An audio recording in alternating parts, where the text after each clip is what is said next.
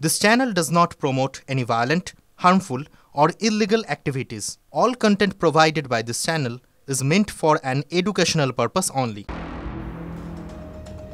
এবার এপার বাংলার একটা খবরে নজর রাখি। তৃণমূল পরিচালিত পুরসভা, আর সেই পুরসভা থেকেই নাকি বিদেশিদের জাল নথি তৈরি করা হচ্ছিল, অভিযোগ এমনটাই। আচ্ছা, সর্ষের মধ্যেই কি তাহলে ভূত? আফগান নাগরিকদের জন্ম মৃত্যুর জাল শংসাপত্র দিয়ে তাদের ভারতীয় নাগরিকত্ব পেতে সাহায্য করেছিল পুরসভারই কর্মী। সিবিআইকে এমন রিপোর্ট দিয়ে জানালো মাল পুরসভা।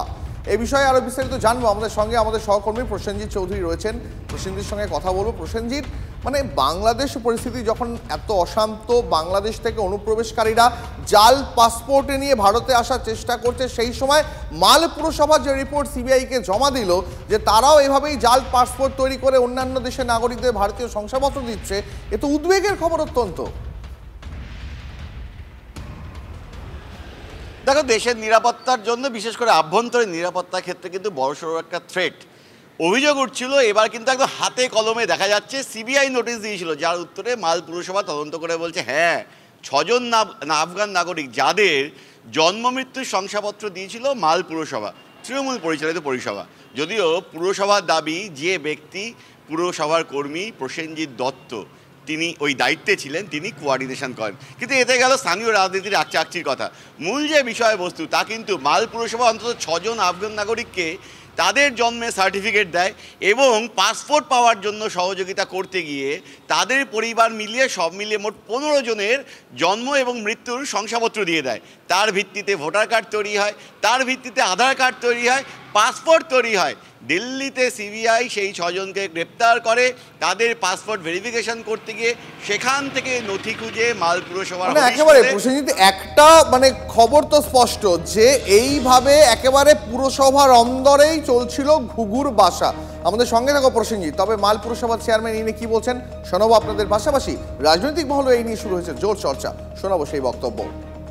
ওনাদেরকে উত্তর পাঠিয়ে দিয়েছি আমরা, সেটা উত্তর পাওয়ার পর ওনারা যেটা সিদ্ধান্ত নেবেন আর আমরা আগামী ওরা যা বলবে আমরা সেরকমই সহযোগিতা ওনাদেরকে করব। কিসের ভিত্তিতে তাদের সার্টিফিকেটটা দেওয়া হয়েছিল পৌরসভা থেকে? নিশ্চয়ই কোনো কাগজের ভিত্তিতে দেওয়া হয়েছিল, সে কনসার্ন অথরিটি আমাদের যে ইস্যু করে সে বলতে পারবে। পুঁটি মাছ ওনারা ধরার চেষ্টা করছেন, রাঘব বোয়ালকে ওনারা ছেড়ে রেখেছেন। সেই রাঘব বোয়াল হচ্ছে চেয়ারম্যান। উনি যদি এটা ইস্যু না করেন তাহলে একজন স্টাফের কিভাবে দায়িত্ব হয় যে উনি প্রদান করবেন? অবিলম্বে শুধু যারা দায়িত্বে আছেন তাই নয়, চেয়ারম্যানকে গ্রেপ্তার করা সহ তৃণমূল কংগ্রেসের সরকার যে দেশবিরোধী সরকার, দেশদ্রোহীদের সরকার, সেটা আরেকবার প্রমাণিত হলো।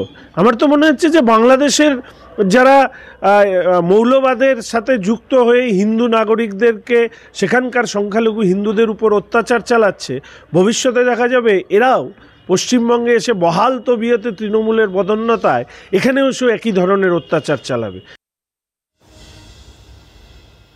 দেখুন, আপনি বাড়ি থেকে রাস্তায় বেরোচ্ছেন, আপনি আপনার কর্মস্থলে যাচ্ছেন, কিন্তু আপনার আশেপাশে যারা ঘুরে ঘুরে বেড়াচ্ছে তারা কি আদৌ ভারতীয় নাগরিক? এই প্রশ্ন কিন্তু উঠছে, কারণ সামনে আসছে জাল নথি দিয়ে পাসপোর্ট তৈরির একের পর একটা ঘটনা।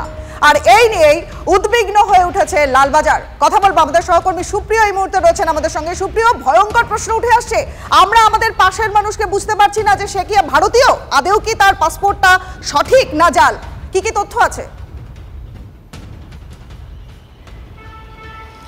তোমাকে প্রথমেই যেটা বলবো যে কলকাতা পুলিশের সিকিউরিটি কন্ট্রোল অর্গানাইজেশন তারা যে তদন্ত করছেন এবং ইতিমধ্যেই এই ভুয়ো পাসপোর্ট তৈরি চক্রের অন্যতম পাণ্ডা হিসেবে সমরেশ বিশ্বাস এবং তার ছেলে রিপন বিশ্বাসকে গ্রেপ্তার করার পর আরও বেশ কয়েকজন গ্রেপ্তার হয়েছে এবং তাদেরকে জিজ্ঞাসাবাদ করে ইতিমধ্যেই তদন্তকারীদের সূত্রে আমরা যেটা জানতে পারছি যে শেষ 5 বছরে এই চক্রের হাত ধরে শহর কলকাতার জন্য প্রায় 3000 ভুয়ো পাসপোর্ট ইস্যু হয়েছে।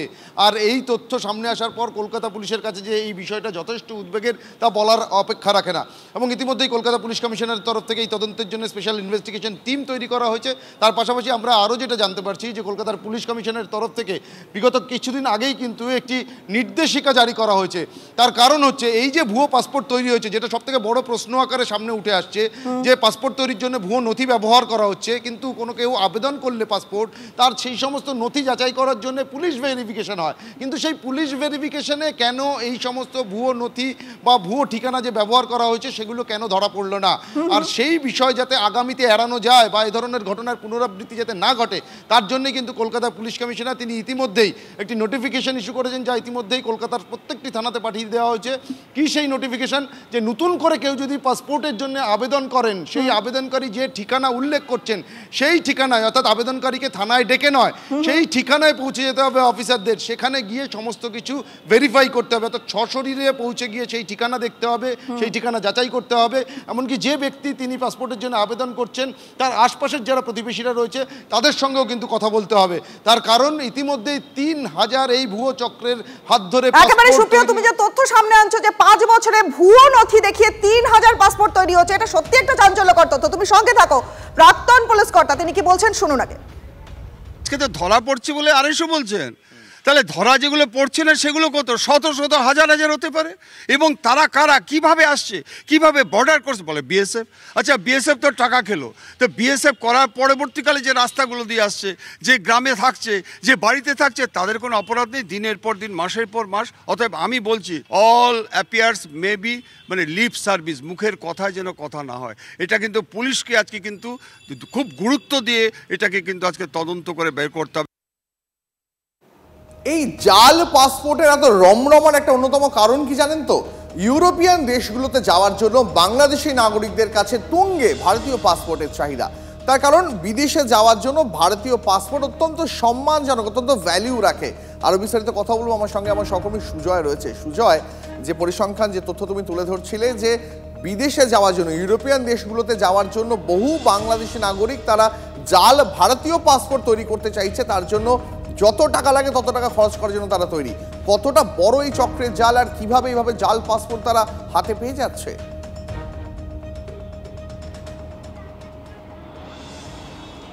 দেখো, অত্যন্ত গুরুত্বপূর্ণ বিষয়। তার কারণ হচ্ছে বাংলাদেশি যারা ভারতে আসছে তারা খুব সহজেই ভারতীয় উঠছে এবং বৈধ নথিসহ ভারতীয় উঠছে শুধুমাত্র রেশন কার্ডের উপর ভিত্তি করেই। কিভাবে হচ্ছে সেটা, যেটা তদন্তকারীরা বলছে যে বাংলাদেশ থেকে এদেশে আসার পর, সেটা পঞ্চায়েত এলাকায় থাকুক বা পুরসভা এলাকায়, সেখানকার স্থানীয় জনপ্রতিনিধিরা কী করছেন, তাদের একাংশ সেই বাংলাদেশিদেরকে রেসিডেন্সিয়াল সার্টিফিকেট ইস্যু করে দিচ্ছে এবং কোনো কিছু যাচাই না করে।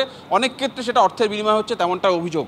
এই রেসিডেন্সিয়াল সার্টিফিকেট পাওয়ার পর তাদেরকে পরামর্শ দেওয়া হচ্ছে, অর্থাৎ দালালদের মারফত এই বাংলাদেশিদের পরামর্শ দেওয়া হচ্ছে যে তারা যে এলাকায় আছে নিকটবর্তী থানায় গিয়ে রেশন কার্ড হারিয়ে গেছে বলে একটা জেনারেল ডায়েরি করতে হবে। এবং সেই রেশন কার্ডের ক্ষেত্রে যে নম্বর দেওয়া হচ্ছে সেই নম্বরটা দীর্ঘদিন ধরে নিষ্ক্রিয় থাকা কিংবা কোনো মৃত ব্যক্তির, এবং খাদ্য দপ্তর থেকে দালালদের মারফত সেই নম্বর চলে আসছে এই যে পাসপোর্ট দেওয়ার বা বাংলাদেশিদের যে দালাল তাদের কাছে।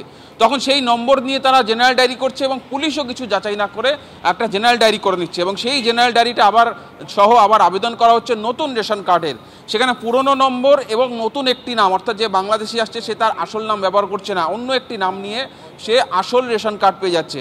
আর রেশন কার্ড পেয়ে গেলে পরবর্তী ধাপে ভোটার কার্ড এবং আধার কার্ড তৈরির রাস্তা খুলে যাচ্ছে। এবং যখন ভোটার কার্ড এবং আধার কার্ড হাতে চলে আসছে এই বাংলাদেশিদের কাছে, তখন তারা খুব সহজেই পাসপোর্ট পেয়ে যাচ্ছে। এবং সেই পাসপোর্ট যে ভেরিফিকেশন হয়, স্থানীয় থানা যে ভেরিফাই করতে আসে, সেই ভেরিফিকেশনের ক্ষেত্রেও খামতি থেকে যাচ্ছে। সেই জায়গাতে অভিযোগ উঠছে যে সঠিকভাবে নাগরিকত্ব যাচাই না করেই পাসপোর্ট ইস্যু করে দেওয়া হচ্ছে। আর এইভাবেই কিন্তু গোটা রাজ্যে, সর্বত্র গোটা রাজ্যে, সেটা পঞ্চায়েত হোক, প্রত্যন্ত গ্রাম হোক বা পুরসভা এলাকায় হোক, রমরমিয়ে চলছে। একটা জিনিস পরিষ্কার এই তোমার দেওয়া তথ্য থেকে, যে আমার পাশে যে লোকটা তাহলে দাঁড়িয়ে আছে বা আমি যার সঙ্গে একই বিমানে চড়ছি বা কোথাও বাইরে গিয়ে খাচ্ছি, তার পাসপোর্টটা আদৌ সঠিক নাকি তার পাসপোর্টটা অবৈধ, সেটা জানার এই মুহূর্তে কোনো উপায় নেই। অনেক ধন্যবাদ তোমাকে সুজয়।